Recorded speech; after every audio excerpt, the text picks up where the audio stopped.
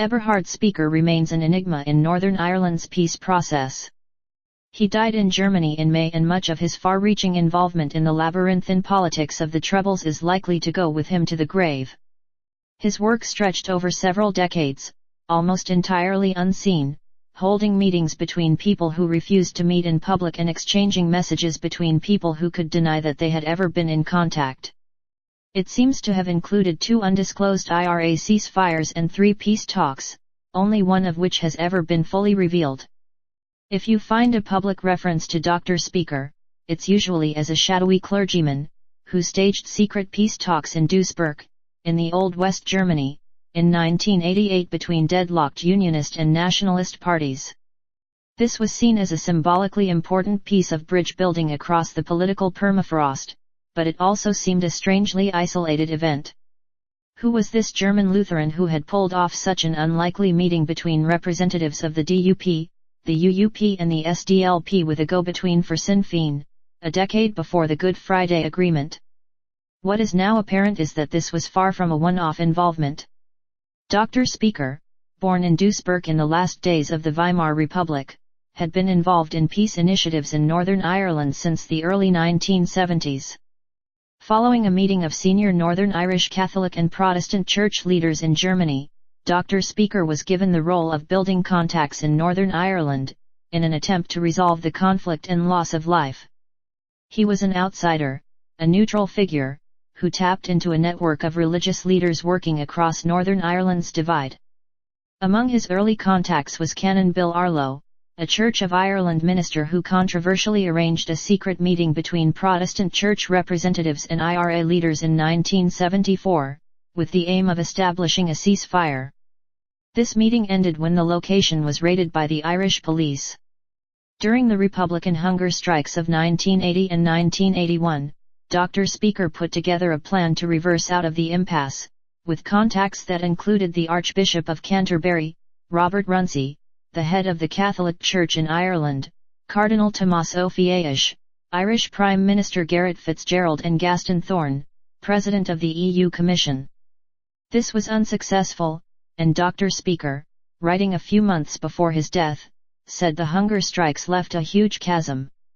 His response was to try to build an understanding between politicians across the sectarian divide, through secret meetings held in Germany, which would move from trust-building to concrete proposals. He described a relaxed meeting between unionists and nationalists in the town of Boppard on the Rhine in 1985. It was designed to be convivial and away from the violent backdrop of Northern Ireland, where even admitting to such meetings would have been politically impossible. Later in the same year, the signing of the Anglo-Irish agreement between Margaret Thatcher and Mr. Fitzgerald prompted a mass resignation of Unionist MPs. Dr. Spiecker said that at his private talks in Germany the rapprochement was successful. There were more undisclosed cross-party talks in May 1987, bringing together politicians from the Ulster Unionist Party, Social and Democratic Labour Party and the Alliance Party. This meeting took place in Essen in a Catholic seminary where Pope John Paul II had stayed a couple of weeks before. The participants were no longer only well-known personalities, but also representatives of political and social life, wrote Dr. Spiecker. As an example, Martin Smith can be mentioned, the then Grand Master of the Orange Order, who probably took part in negotiations in the rooms of a Catholic seminary for the first time. Organizers of the Essen meeting identified another very prominent Unionist politician who attended. The talks focused on familiar territory for Northern Irish negotiations, the possible shape of self-government, the roles of the Westminster and Dublin governments, responsibility and cross-community support for policing and the engagement in talks of Sinn Féin. Further talks followed the next year in a hotel in Duisburg, with Peter Robinson from the DUP joining Austin Currie from the SDLP and representatives of the UUP and Alliance. And significantly they were joined by Father Alec Reid, a priest who acted as a go-between with the Republican movement. Eberhard Spiecker's special qualities were shown, according to assistants in Germany who were at the talks. He brought people together who, until then, had never sat around one table. He succeeded in getting these people to work on the resolution of the conflict in a constructive and convinced way, in spite of all the differences. A decade before the Good Friday Agreement, politicians were engaging with each other, and a door was being opened to Sinn Féin, if there was an end to violence. The 1988 talks were significant and part of the bridge-building process, says Peter Taylor, documentary maker and author who followed the inside story of the peace process. They were around the time of the Hume/Adams talks facilitated by Father Alec Reid of the Clonard Monastery in Belfast. Those talks helped build the ideological platform for the declaration that Britain had no selfish or strategic interest in Northern Ireland. While the talks in Beaufort and Essen remained confidential, the Duisburg meeting was leaked, making international headline news in 1989. According to the team in Germany who put together the talks, this breach of confidentiality, and the exposure of such secret exchanges, was the end of the matter for this strand of negotiations. But Dr. Spieker's work continued, this time in his own country. He held talks with leading Republicans, regarding a wave of lethal attacks on British military personnel based in Germany. According to Dr. Spieker's assistants, an agreement for an IRA ceasefire was reached in 1990, specific to Germany this was a Waffenstillstand or weapons standstill.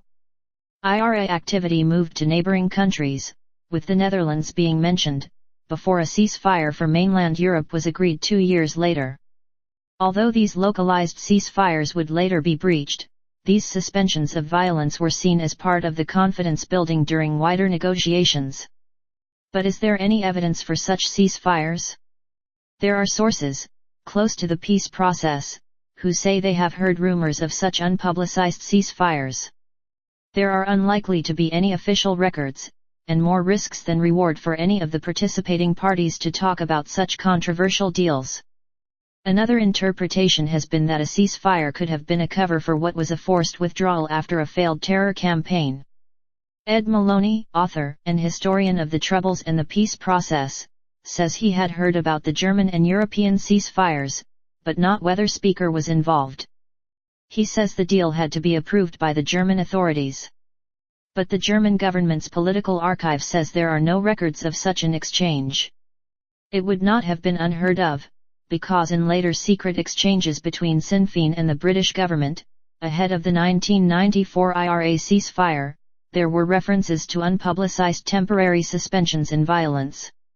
But there is more speculation than certainty about such events and more long silences than explanations.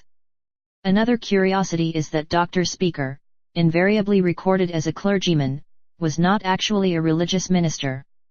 He was an elder in the Lutheran Church and chaired church committees, and deeply involved in ecumenical causes, but by profession he was a lawyer. Dr. Spieker's role might raise other questions. He acted in secret, and was valued for his unshowy trustworthiness, but his work seems to have overlapped with other secret peacemakers. Brendan Duddy, who died recently, was the secret back-channel contact between the IRA and the British government, from the 1970s to the 1990s. In Mr. Duddy's archive of letters there are references to faxes he exchanged with Dr. Spiecker. There were messages from 1997 exchanged about defusing the violent standoff over the Orange Order March at Drumcree, with Dr. Spiecker putting forward representatives of Unionists and Republicans for talks, with the offer of hosting negotiations in Germany. There were also confidential messages to the former Irish Prime Minister, Albert Reynolds. Before a round of peace process negotiations in 1997, Dr. Spiecker set out unresolved areas for an IRA ceasefire, such as policing, decommissioning of weapons and prisoner release. He seemed to have had access across the landscape of Northern Ireland politics, meeting with Unionists Peter Robinson, Jim Molyneux, and Martin Smith, the SDLP's John Hume and Austin Currie, and senior figures from Sinn Féin. How much official support was there in the background for his undertakings? How were his freelance efforts linked to wider negotiations? His assistants remember a man of deep conviction whose absolute discretion enabled people and groups to trust him. They describe his part in Christmas truces. Eberhard was often involved in bringing about ceasefires on Christmas Eve.